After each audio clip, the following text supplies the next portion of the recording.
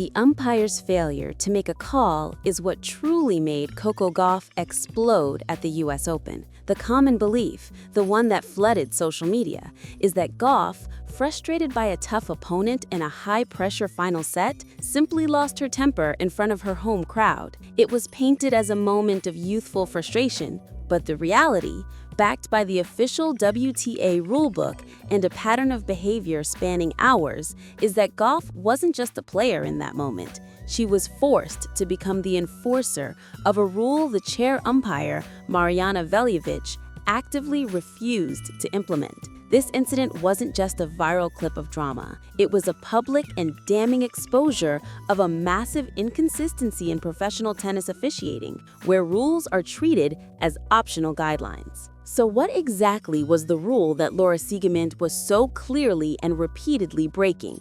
Why was Gauff, the 19-year-old superstar, the one who had to finally enforce it, and not the seasoned professional umpire sitting 3 feet away? And most importantly, how does this one heated exchange prove there's a much deeper, systemic problem with how tennis rules are applied, especially when a player's reputation is on the line? We have reviewed the official WTA rulebook, analyzed the full 3-hour match footage for every delay, and broken down the revealing press conference transcripts to give you the receipts you won't see anywhere else. This is the complete story of the confrontation that changed how thousands of fans see the game. To truly understand the explosion, you have to first look away from the players and read the official WTA rulebook. The expectation is that the rules are complex, but this one is incredibly simple and designed for one purpose: to ensure fairness and pace of play. It's called the serve and shot clock rule. The rule book is crystal clear. Between points, a 25-second clock starts. The server must serve the ball before that clock hits 0. But there's a second, equally important part to this rule that is crucial here, governing the receiver. The rule states the receiver must play to the reasonable pace of the server. They must be ready to receive when the server is ready. This isn't a suggestion. If a receiver, like Siegemund, is consistently not ready, turning their back, toweling off, taking extra time, the umpire is supposed to follow a strict, non-negotiable procedure. This procedure is not a judgment call. The first time, the umpire gives a quiet verbal warning.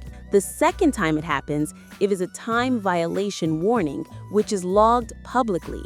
The third time, and every single time after that, it is an immediate point penalty. This means the receiver loses the point outright. The umpire doesn't get to feel the match. They don't get to decide if it's a big point or not. It is a direct, automatic, escalating punishment designed to keep the game moving and ensure one player cannot unfairly break the rhythm of the other. It is as fundamental as the ball being in or out. For nearly 3 hours on Arthur Ashe Stadium, this core rule was being visibly, repeatedly, and strategically ignored, setting the stage for an explosion that was not just predictable, but inevitable. So with the rules being that clear, why did Coco Gauff, after nearly 3 hours of grueling play, finally have to walk to the chair? The most shocking part of this entire incident isn't that Gauff yelled. It's what the high-definition footage shows just before she did and the umpire's response.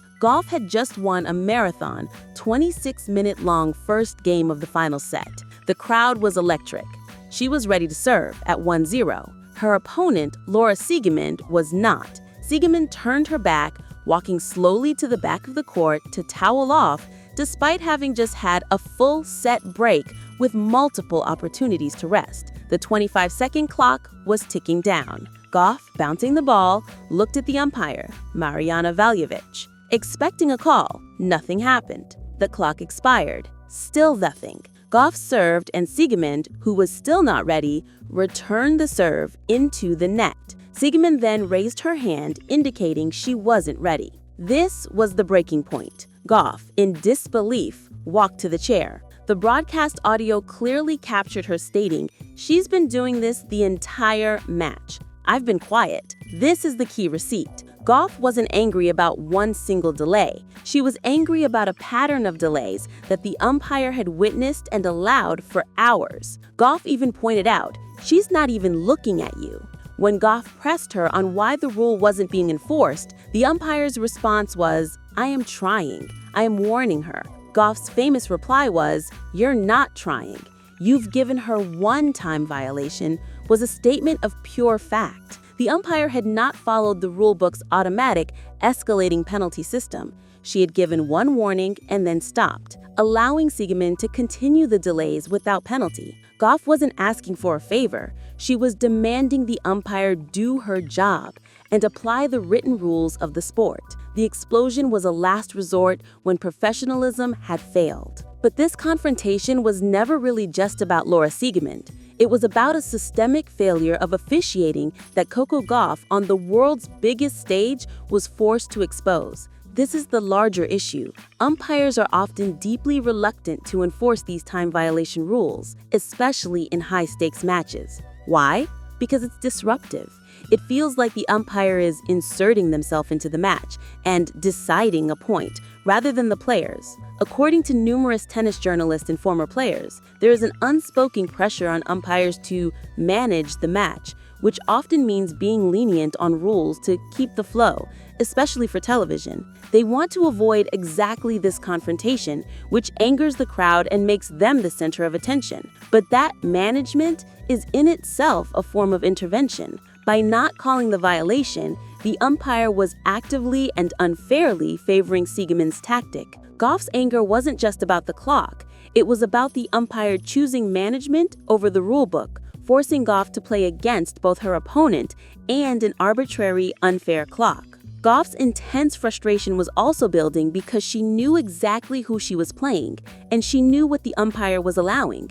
This wasn't a secret. Commentators and tennis analysts have pointed out for years that Laura Siegemund's pace of play is famously and strategically slow. Tennis analysts at outlets like The Athletic have noted this as a key part of her game plan. It's not just about catching her breath. It is a deliberate tactic to break the rhythm of her opponent, especially rhythm-based players like Gauff. It's designed to cool off a hot player, to disrupt their service motion, and to turn a fast-paced athletic contest into a slow, grinding mental battle. Gauff knew this coming into the match. The footage from the first two sets shows Gauff repeatedly looking to the umpire after delays, clearly deciding to remain quiet and let the official handle it, as players are instructed to do. But when the umpire refused to step in, even after a soft warning, Gauff realized the official was essentially allowing the tactic to work. The explosion was her realizing that the only person in the stadium who would enforce the rules on her behalf was herself. When Gauff challenged the umpire, the entire dynamic of the US Open match changed. The expectation is that the argument happens and then play resumes as normal. The reality is that this confrontation fundamentally altered the competitive environment. The crowd, which had been growing restless with Siegemund's delays, fully turned. They began booing Siegemund every time she even motioned for her tower. They cheered when Gauff won the argument, and the umpire finally issued a point penalty. Gauff had weaponized 23,000 fans, turning them into a chorus of enforcement that the umpire couldn't ignore. This had a clear and devastating impact on Siegemund. She began to rush, her error count climbed, and the mental advantage she had built was completely erased. Gauff, meanwhile, fed off the energy, becoming more aggressive and confident. The match was no longer just about tennis, it was about justice, and Gauff had seized the narrative. This leads to the final human receipt, the post-match press conferences. This is where the true cost of the umpire's failure became clear. Siegemund in her press conference was in tears. According to official transcripts, she stated, "They treated me like I was a cheater, like I was trying to steal something. What am I stealing?" She felt the crowd's reaction, triggered by the confrontation, was unfair. She defended her routine, saying she is slow, but not a cheater. This provides the other necessary side of the story, the human cost of that confrontation. Gauff in her own press conference was the complete opposite, calm, analytical, and firm. She explained her actions not as an emotional outburst, but as a business decision. She said, "I was just trying to zone in on me and my side of the court. I was just telling the umpire the rules." She stood by her actions, reinforcing the fact that she wasn't just a frustrated kid, she was a professional who knew the rule book better than the official and was forced to act. So Coco Gauff's explosion wasn't a loss of temper. It was a calculated, necessary, and public act of rule enforcement that the chair umpire was unwilling to perform. The expectation is that players play and umpires officiate. The reality Gauff exposed is that sometimes the umpire fails, and the player must choose between staying silent and being disadvantaged or starting a public confrontation to demand the rules be followed. This incident proves that in modern tennis, the players who know the rule book better than the officials have a critical advantage. It's not just about hitting a forehand, it's about knowing your rights. And this isn't the only hidden rule or strategy that decides matches. The serve clock is just one piece of the puzzle. To understand all the other complex dynamics that control the game, from strategic medical timeouts to obscure hindrance rules and ranking point pressures, you need to see the full picture. We've broken down all of them in our essential playlist, The Tennis Playbook. Click here to watch it next and truly understand the game behind the game.